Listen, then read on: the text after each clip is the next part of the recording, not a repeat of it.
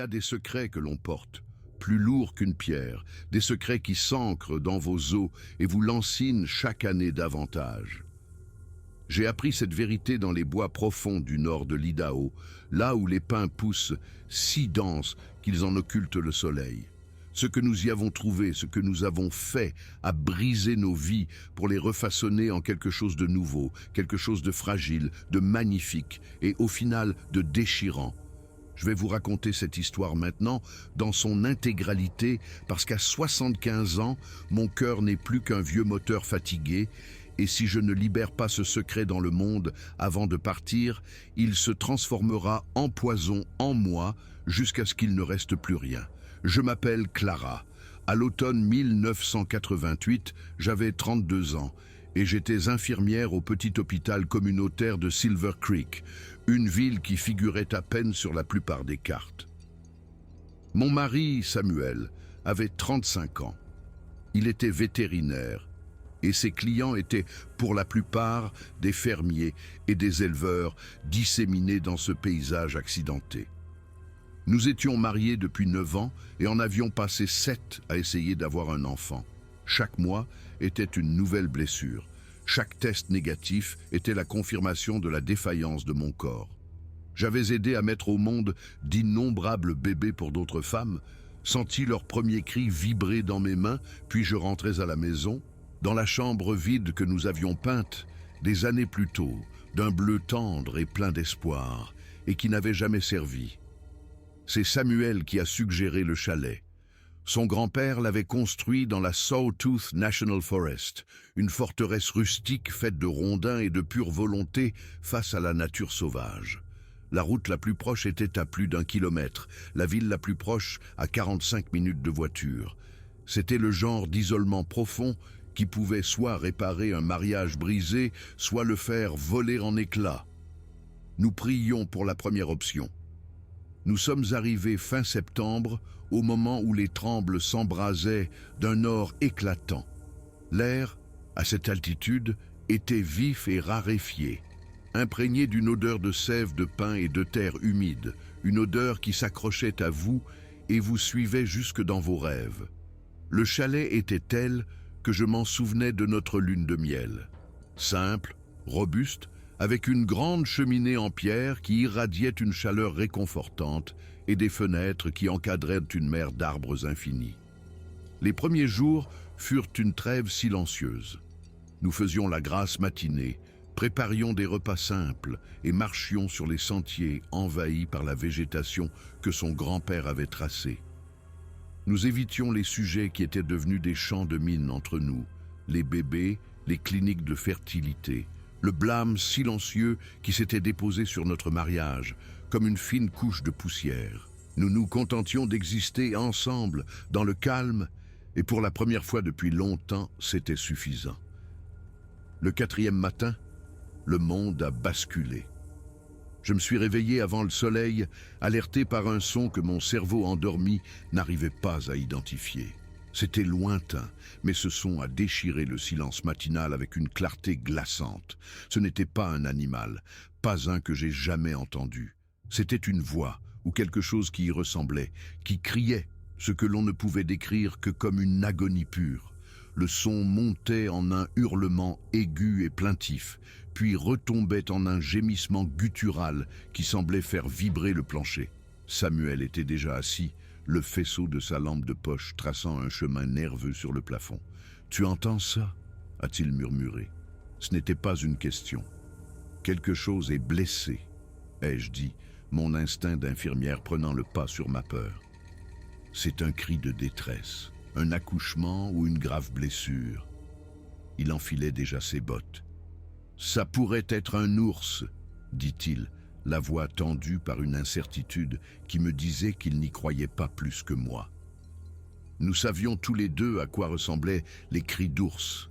C'était différent. Nous n'avons pas débattu de la nécessité d'y aller. Nous étions une infirmière et un vétérinaire. Nous étions faits pour courir vers la souffrance, pas pour la fuir. Samuel a attrapé la trousse de premier secours qu'il gardait toujours dans son camion. J'ai enfilé mon manteau et je l'ai suivi dans l'aube froide et brumeuse. Le son nous a attirés en bas de la pente, vers un ruisseau qui marquait la limite de la propriété. Le brouillard était une couverture épaisse et humide, qui avalait les bruits et transformait les formes familières des arbres en silhouettes fantomatiques. Je gardais une main sur le dos de Samuel pour l'équilibre et pour un courage que je ne ressentais pas. C'est l'odeur qui nous a saisis en premier. Une odeur primaire et puissante de fourrure mouillée, de musc et de sang si forte qu'elle m'a hérissé les poils sur les bras. Samuel s'est figé sur place. « Clara !» a-t-il soufflé, la voix étranglée. « Regarde !» Elle était allongée au pied d'un pin ponderosa immense, son corps énorme recroquevillé contre le tronc. Dans la lumière faible et brumeuse, ma première pensée fut que je regardais un ours monstrueusement grand. Puis elle a bougé, et la vérité impossible et terrifiante m'a frappé de plein fouet. Elle était immense, elle mesurait bien plus de 2 mètres, même allongée. Son corps était couvert d'une épaisse fourrure brun foncé, emmêlée de terre, et de ce que j'ai immédiatement reconnu comme du sang. Son visage était large et étonnamment humain, avec une arcade sourcilière proéminente et un nez large et plat. Mais ses yeux, quand ils se sont ouverts et ont croisé les miens, sont ce qui m'a coupé le souffle. Ils étaient d'une surprenante nuance d'ambre, comme du miel exposé à la lumière, et ils étaient emplis d'une intelligence profonde, de douleur et d'une supplique désespérée et déchirante. « Mon Dieu !» a murmuré Samuel à côté de moi. « C'est donc vrai ?» Je voyais tout, la créature impossible des mythes et des légendes. Et au-delà de ça, je voyais une femelle dans les dernières étapes désespérées d'un accouchement. Son ventre était tendu, se contractant en vagues visibles. Ses jambes étaient repliées. Une mare de sang s'étendait sous elle sur les aiguilles de pin, bien trop de sang. Elle faisait une hémorragie. Elle était en train de mourir. Et elle n'était pas seule. J'ai avancé d'instinct. « Clara, non !» a sifflé Samuel en attrapant mon bras. « On ne sait pas ce que c'est, ce qu'elle va faire. »« Elle est en train d'accoucher, » ai-je dit, la voix tremblante mais ferme. « Et elle se vide de son sang. Si on ne fait rien, ils mourront tous les deux. » La créature, la femme, nous observait. Elle a émis un son grave et guttural, non pas une menace, mais un son d'épuisement total. Puis, dans un geste d'une confiance inimaginable, elle a déplacé son corps, s'exposant à nous. Elle demandait de l'aide. Samuel et moi avions déjà travaillé ensemble sur des mises bas difficiles, pour des vaches et des juments, mais la mécanique était la même. Notre formation a pris le dessus, une danse familière dans un théâtre impossible. Je me suis agenouillé près de sa tête, le cœur battant la chamade contre mes côtes, et je lui ai parlé sur le même ton calme et apaisant que j'utilisais avec les mères humaines effrayées. « Tout va bien », ai-je murmuré. « Nous sommes là pour vous aider. Nous allons vous aider, vous et votre bébé. » Elle a gémi, un son qui m'a fendu le cœur, et sa main massive et calleuse s'est levée. Pendant une seconde terrifiante, j'ai cru qu'elle allait me frapper. Au lieu de cela, ses doigts, étonnamment doux, ont effleuré mes cheveux un bref instant.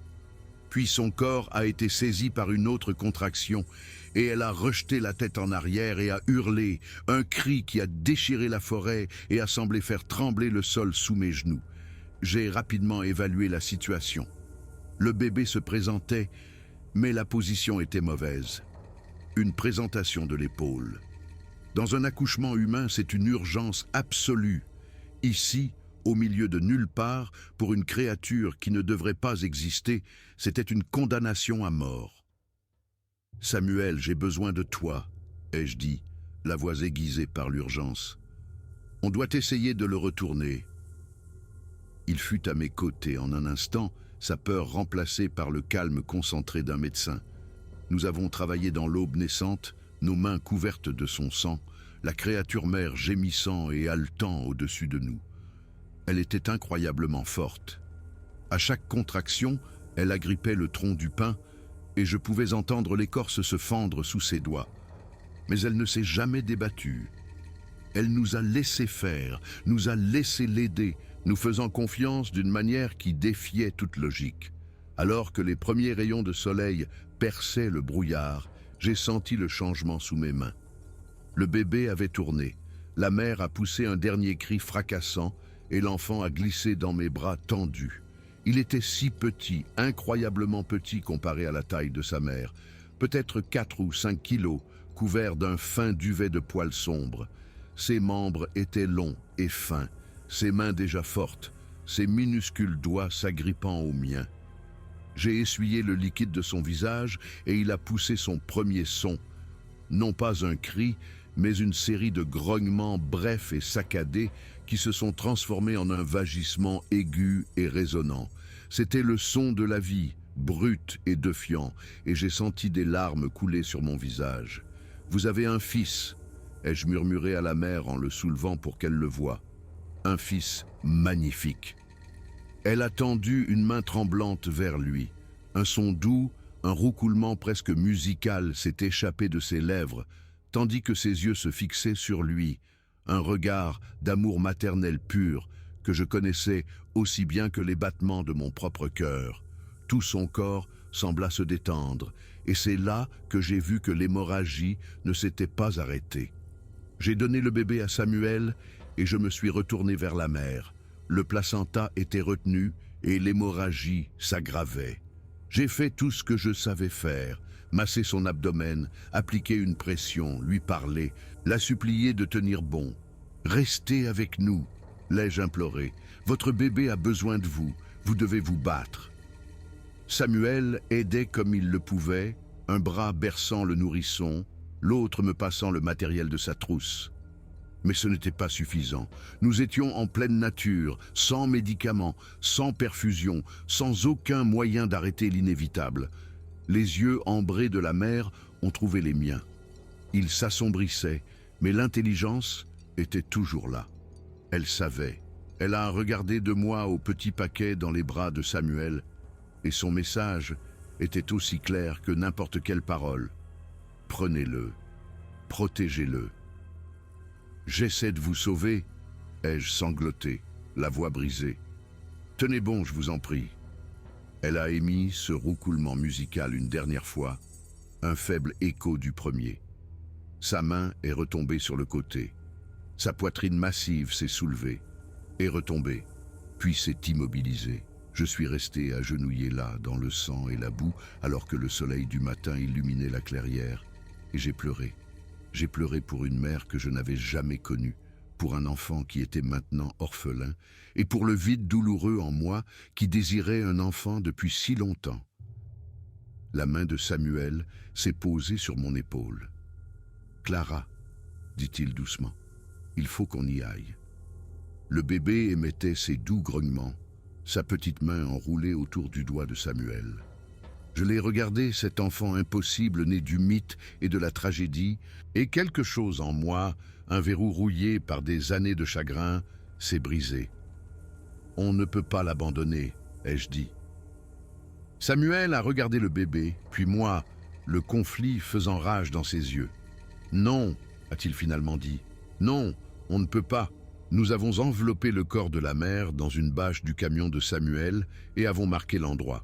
Nous reviendrions pour lui donner une sépulture décente.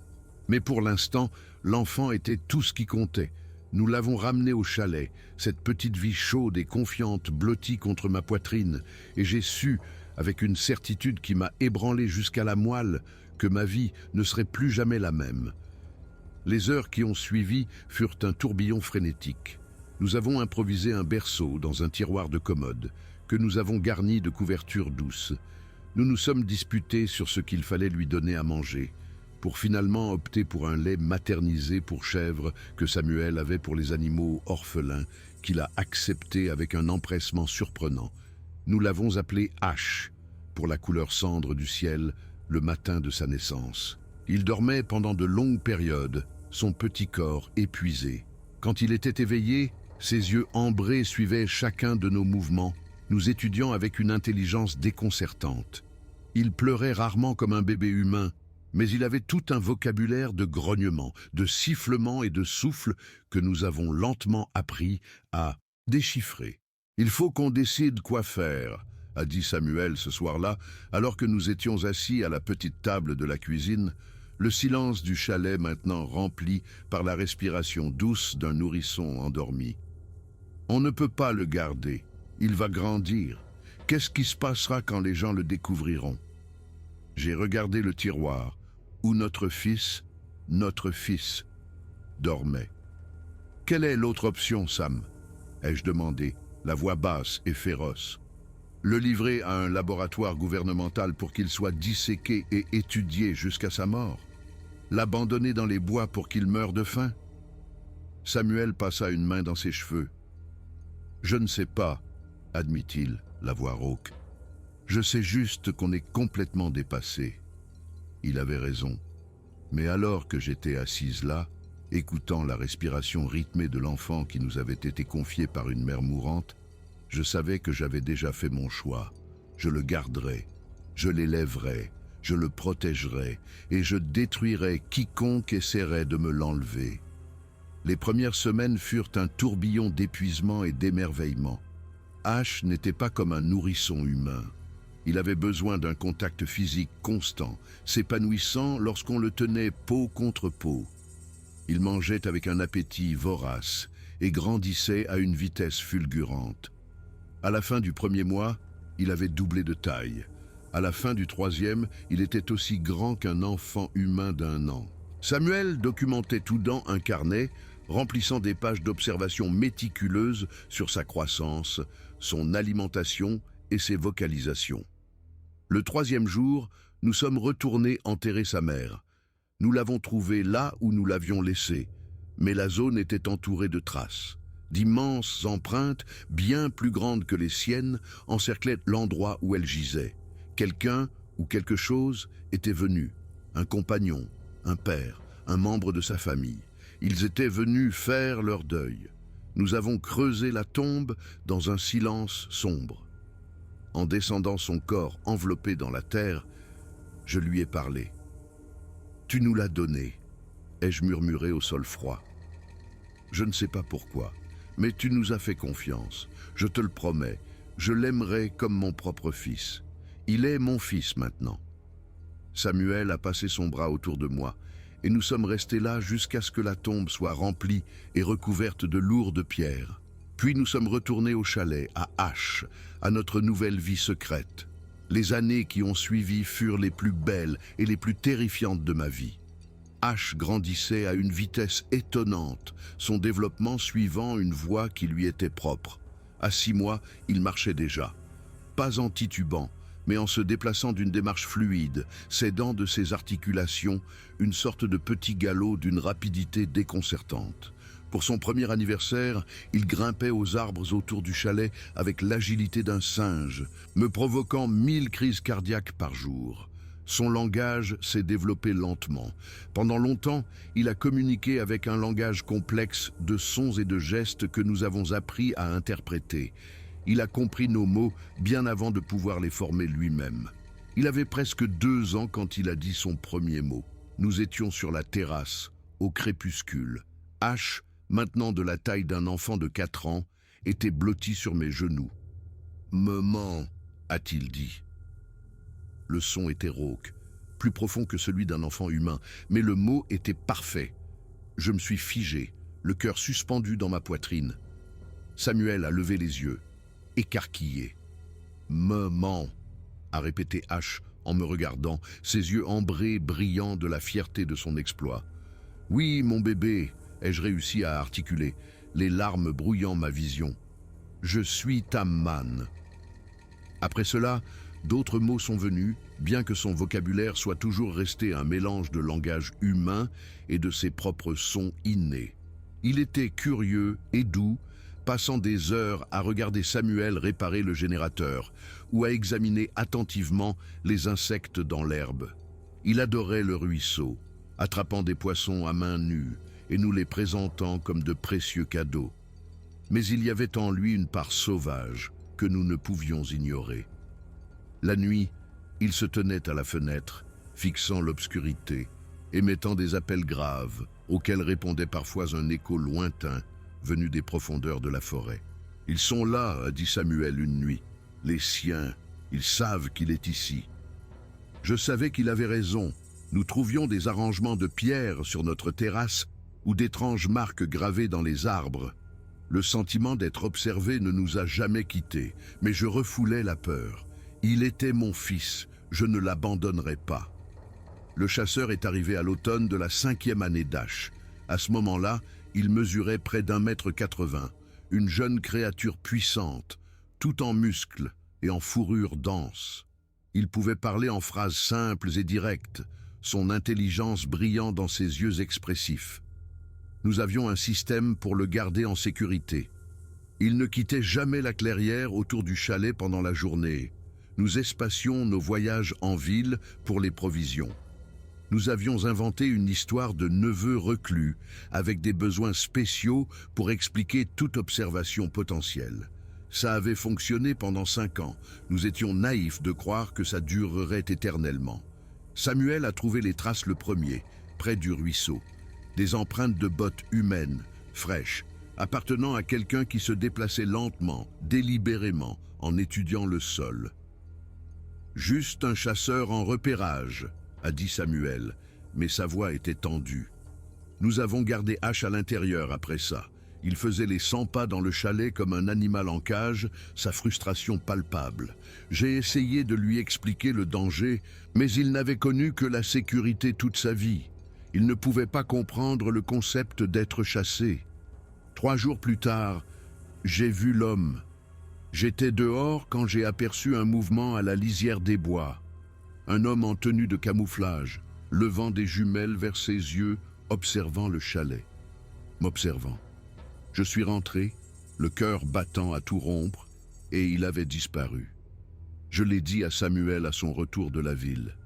Il a chargé le vieux fusil de son grand-père sans un mot. S'il vient sur notre propriété, dit-il d'un grognement sourd, je m'en occuperai. Mais le chasseur est passé à l'action avant nous. C'était un matin d'automne frais et parfait. Ash avait été agité, suppliant pour sortir. « S'te plaît, maman, » avait-il dit. « Juste un petit peu. » Contre toute prudence, nous avons accepté. Une courte promenade jusqu'au ruisseau et retour. Nous y sommes allés tous ensemble. Samuel en tête avec le fusil, moi au milieu, Ash à la traîne, joyeusement absorbé par les merveilles du sol forestier. Le coup de feu a claqué dans l'air calme, tel un coup de fouet. Un instant, Ash examinait un scarabée sur une bûche. L'instant d'après, il était à terre, hurlant. C'est un son que j'entendrai dans mes cauchemars jusqu'à ma mort. Un son d'agonie animale et de terreur enfantine, un son de trahison et de douleur atroce. Il se tenait l'épaule, et du sang, sombre et d'un rouge choquant, coulait entre ses doigts, tachant sa fourrure, imbibant les feuilles mortes. Je me suis jeté à terre à côté de lui, pressant mes mains sur la blessure, essayant d'empêcher la vie de s'échapper de lui. Il m'a regardé, les yeux écarquillés par le choc. « Maman !» a-t-il haleté. « Fait mal. »« Je sais, mon bébé, je sais. » ai-je sangloté. « Ramène-le au chalet !» a crié Samuel, se dirigeant déjà vers les arbres, le fusil prêt. « Je vais le trouver. » J'ai à moitié traîné, à moitié porté mon fils sur le chemin du retour. Il était si lourd, et chaque mouvement le faisait crier. Le temps que nous atteignions le chalet, il entrait en état de choc, sa respiration devenant superficielle. J'ai travaillé frénétiquement, nettoyant la plaie, la pansant avec de la gaze. La balle l'avait traversé de part en part, laissant une vilaine blessure de sortie. « Papa va bien ?» a murmuré Ash, la voix faible. « Papa va bien ?» ai-je menti, ma propre terreur formant un nœud froid dans mon estomac. Il revient tout de suite. Samuel est revenu 20 minutes plus tard, le visage cendreux. « Tu l'as trouvé ?» ai-je demandé. Il a hoché la tête, s'effondrant sur une chaise. Il s'était installé dans une cache, avait un campement. Mais je n'ai rien eu à faire. Ils l'ont eu avant moi. « Ils ? Les autres, dit-il, la voix tremblante. Ceux qui observent, ils devaient le suivre. Il était mort quand je l'ai trouvé, déchiqueté. Une terreur glaciale m'a envahi. La justice, rapide et brutale, avait été rendue par les observateurs silencieux de la forêt. La fièvre d'Ash s'est déclarée 2 jours plus tard. C'était une infection inarrêtable. Nous lui avons donné des antibiotiques des réserves vétérinaires de Samuel, mais nous devinions les dosages, priant pour un miracle qui ne viendrait pas. Pendant 48 heures, il a brûlé d'une fièvre qui semblait le consumer de l'intérieur. Il s'agitait et gémissait, perdu dans son délire. La 3e nuit, sa température a commencé à chuter. Pas une accalmie, mais un abandon. Son corps renonçait. « Clara, » dit doucement Samuel, la main sur mon épaule. « C'est le moment. »« Non, » ai-je murmuré, me balançant d'avant en arrière. « Non, il est fort. Il va s'en sortir. » Mais j'ai regardé mon fils, vraiment regardé, et j'ai vu la vérité. Sa respiration était lente, laborieuse, avec de longues et terrifiantes pauses entre chaque souffle. Ses yeux, quand ils s'entr'ouvraient, étaient vitreux et sans concentration. « Me ment ?» a-t-il chuchoté, sa voix à peine audible. « Fait très mal. Je sais, mon bébé. Je suis tellement désolé. » Sa main, si grande et puissante, s'est levée faiblement pour toucher ma joue. « Me ment triste », a-t-il dit. « Pas être triste. Moi vais voir.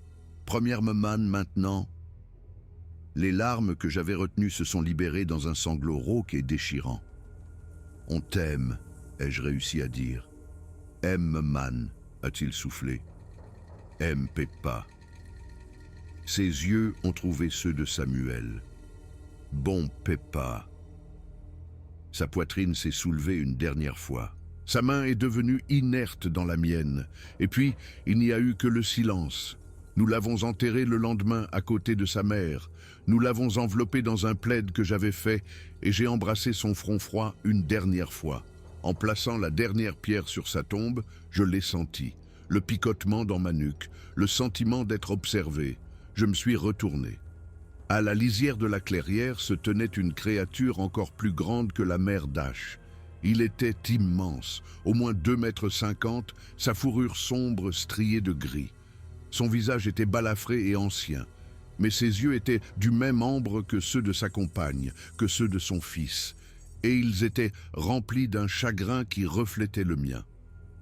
Nous sommes restés en silence, nous 3, 2 parents en deuil, et l'homme qui partageait notre perte. Il s'est avancé et s'est arrêté devant la tombe fraîche. Il a baissé les yeux, puis a relevé la tête et a poussé un cri long et grave, un son de pure et insondable tristesse qui a résonné à travers les montagnes. Puis, il m'a regardé. J'ai fait un pas vers lui.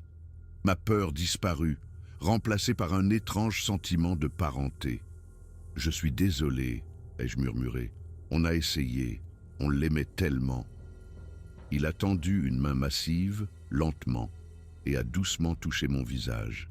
Un geste de compréhension, de douleur partagée. Il a désigné les 2 tombes, puis a pressé un poing contre sa poitrine. Les miens. J'ai hoché la tête, aveuglé par les larmes. Les nôtres. Il a soutenu mon regard un instant de plus, puis s'est retourné et s'est fondu dans la forêt, disparu comme s'il n'avait jamais été là. Nous avons quitté le chalet 1 mois plus tard, fermant la porte sur 5 années de joie impossible et de pertes insupportables. Nous n'y sommes jamais retournés. Nous avons repris nos vies à Silver Creek, mais nous n'étions plus que des fantômes. Nous étions des parents qui ne pourraient jamais parler de leur fils. Samuel est mort il y a 8 ans. Son dernier mot fut un nom, Ash. Maintenant, il ne reste que moi, une vieille femme au cœur fatigué, hantée par le souvenir d'un enfant qui n'était pas humain, mais qui fut mon fils de toutes les manières qui comptent. Les gens se demandent pourquoi je n'ai jamais eu d'enfant. Je me contente de sourire et de dire que le destin en a voulu ainsi. Mais j'ai eu un enfant. Il s'appelait Ash.